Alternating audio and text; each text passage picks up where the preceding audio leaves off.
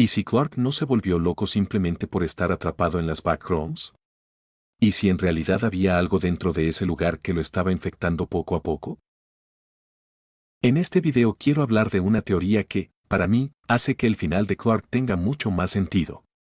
Porque mucha gente interpreta que Clark se obsesiona con las backrooms, pierde la cabeza y acaba siendo consumido por ellas. Y sí, eso es verdad.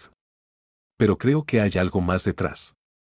Creo que las backrooms no solo afectan psicológicamente a las personas, sino que también podrían estar contaminándolas físicamente, posiblemente a través de bacterias, hongos, moho o algún tipo de agente biológico presente en el ambiente.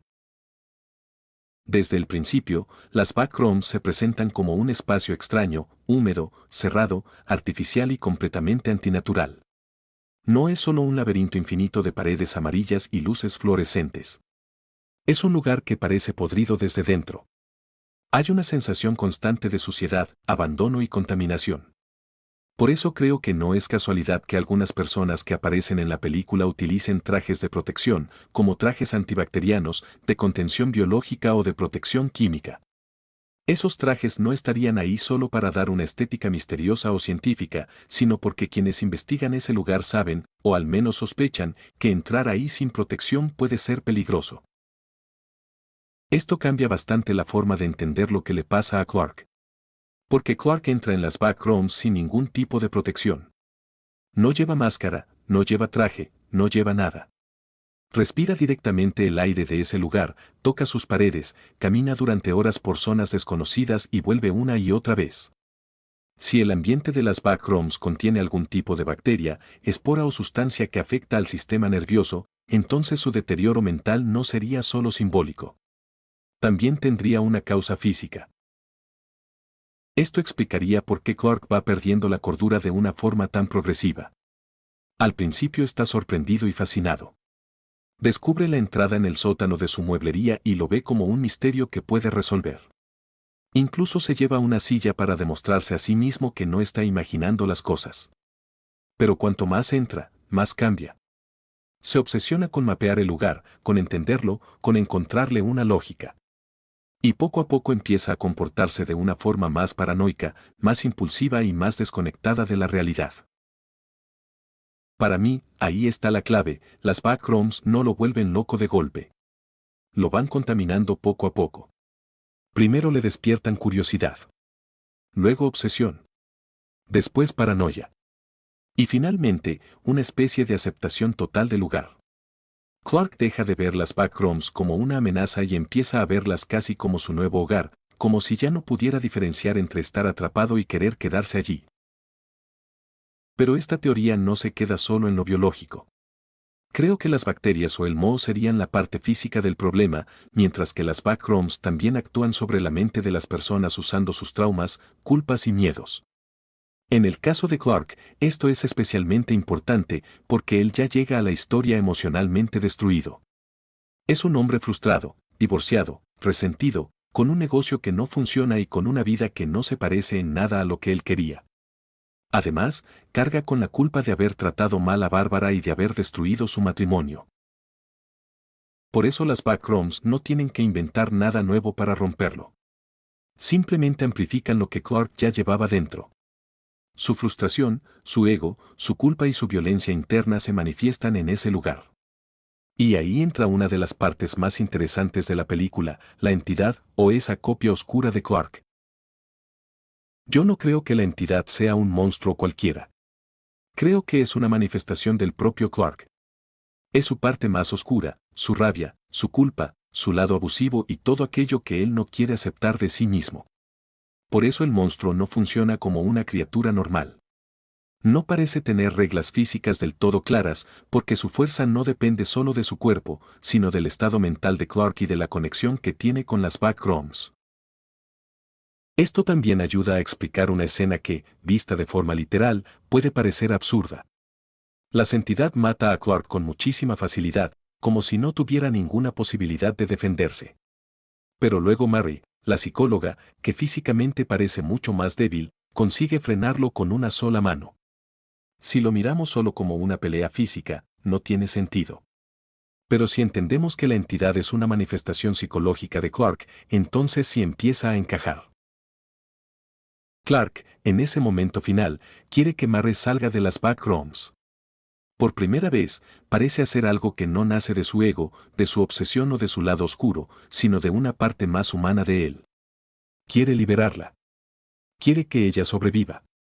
Y eso va directamente en contra de lo que quieren las backrooms y en contra de lo que representa la entidad.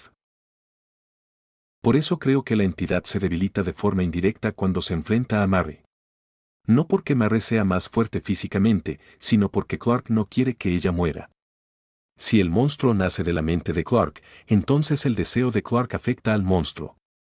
La criatura puede destruir a Clark porque Clark ya está completamente infectado, absorbido y conectado con las backrooms. Pero con Murray es diferente. Ella todavía representa una salida, una conexión con la realidad y una posibilidad de redención para Clark. Dicho de otra forma, la entidad tiene poder total sobre Clark porque Clark y el monstruo son, en parte, la misma cosa. El monstruo puede devorarlo porque está atacando a su propio origen, a la persona de la que nace. Pero cuando intenta atacar a Murray, se encuentra con una contradicción: la parte oscura de Clark quiere retenerla, pero la parte humana de Clark quiere salvarla. Esa contradicción podría ser lo que hace que la entidad pierda fuerza durante unos segundos. Por eso el final no debería entenderse simplemente como el monstruo se come a Clark porque sí. Para mí, Clark muere porque intenta romper el ciclo demasiado tarde. Durante toda la película ha dejado que las backrooms entren en su mente y en su cuerpo. Ha sido contaminado por el lugar, tanto física como psicológicamente. Pero en el último momento, cuando decide ayudar a Murray, va contra la voluntad de las backrooms. Y entonces su propia manifestación oscura lo destruye. También hay que tener en cuenta el detalle de los trajes de protección.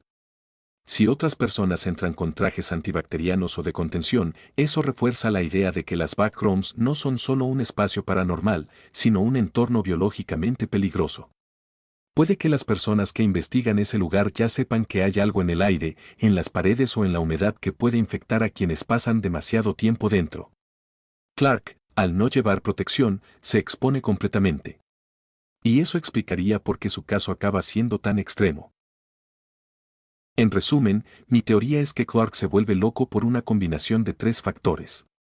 Primero, porque las backrooms podrían contener bacterias, moho o esporas que afectan directamente a su cerebro. Segundo, porque el propio lugar altera la percepción de la realidad, haciendo que pierda la noción del tiempo, del espacio y de sí mismo. Y tercero, porque las backrooms utilizan sus traumas personales para crear una manifestación física de su lado más oscuro. Por eso Clark no es simplemente una víctima ni tampoco simplemente un monstruo. Es alguien que ya estaba roto antes de entrar, pero que termina siendo completamente destruido por un lugar que sabe exactamente cómo aprovechar sus heridas. Las backrooms no lo matan al principio porque no quieren solo matarlo. Quieren consumirlo, estudiarlo, romperlo y convertirlo en parte del propio lugar. Y al final eso es justo lo que ocurre. Clark intenta salvar a Murray, pero ya es demasiado tarde. Su mente, su cuerpo y su lado oscuro ya pertenecen a las backrooms. La entidad lo mata porque Clark intenta recuperar una parte humana de sí mismo, y esa parte ya no tiene sitio dentro del mundo que las backrooms han creado para él. Así que, para mí, la locura de Clark no se explica con una sola causa. No es solo trauma. No es solo obsesión. No es solo una infección. Es todo al mismo tiempo. Las bacterias o el ambiente contaminado serían la puerta de entrada, pero lo que realmente termina destruyéndolo es cómo las backrooms usan esa contaminación para meterse en su mente y convertir sus peores recuerdos en algo real.